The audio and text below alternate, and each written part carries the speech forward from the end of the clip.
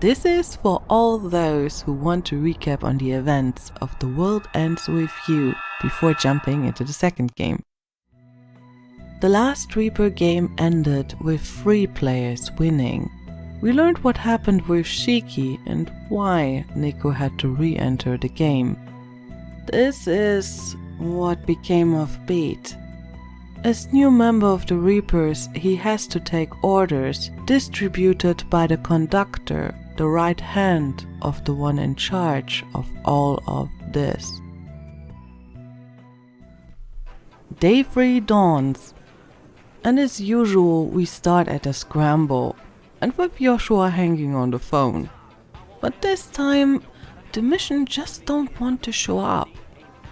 A good opportunity to go after Joshua's agenda, but not with Neku.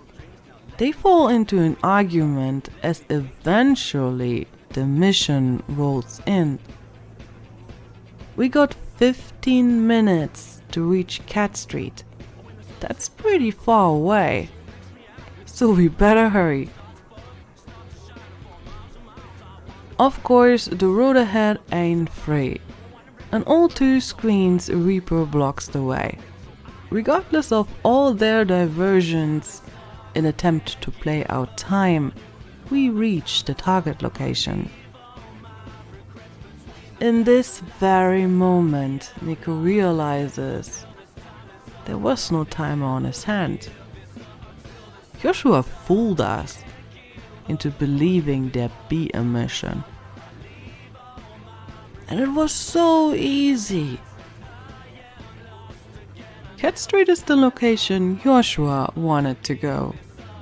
Mr. Hanekoma has his WildCat cafe here.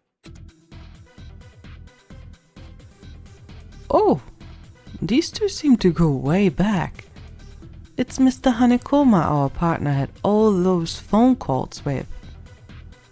Turns out we're here to collect some updates to our phones. But what exactly those updates are and do is up to Joshua to explain to us. Nico wonders how those 2 got together. Apparently, Joshua came here whenever he got bored, and so the 2 got to talk. Joshua is special. He sees things. And that's the reason why he knows of the game and its players, even when he was still alive. There were not many people he could talk to because of this. So he was basically alone all his life. That does not mean that he's a bad kid though. Hanekoma reminds us to trust our partner and to act accordingly. He wants Nico to enjoy every moment with all he got. For some reason, that's already Nico's mantra. Yet he has a long way to go to really live that. To do so, he needs to expand his world and to push his horizons as far out as he can. How he does that is up to him. We leave the cafe and find ourselves with an excited partner. Our phone has now a tracker installed and we will follow its signal. Joshua runs straight off and right into Beat. He has this thing on his shoulder now. And he's here to race us. It's an uneven fight. We have nothing to defend against his attacks. But we don't need to. We just have to live long enough for Beat to cancel the attack. We're too weak to beat down. As Beat went off, Joshua comments that if that was a friend, he does not want to see Nico's enemies.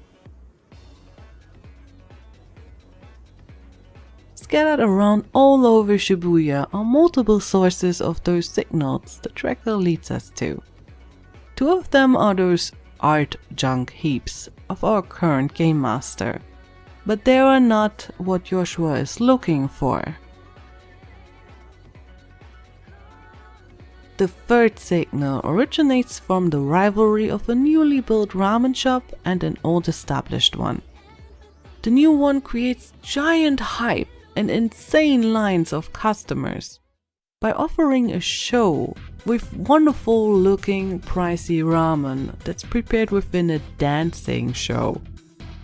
On top of that, the new owner got a partnership with the Prince of Shibuya, eating and promoting the restaurant on his blog.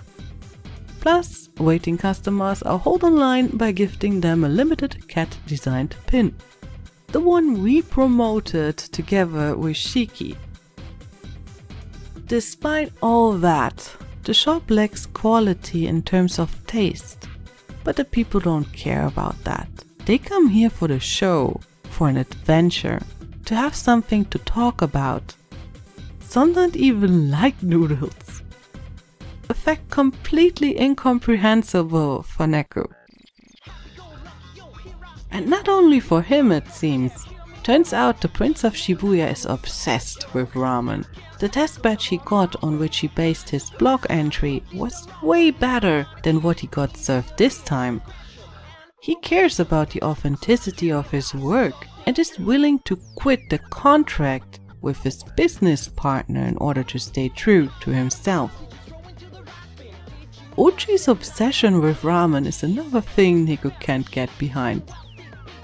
Our partner Joshua explains that we all got our hang-ups. Everyone has his internal world, a secret garden only they can enter. It's ruled by each one's individuality, and because of that, it's not hard to understand other people. It's impossible. Probably the first statement Neko can get behind. A street further, we learn what Neko's hang-up is. He's into cat, a multi-talented artist that creates all kinds of work, starting by design over clothing and even furniture. Cat's motto is, enjoy every moment with all you've got. That's where he got it from. He took the motto to himself. Do what you want, whenever and however you want.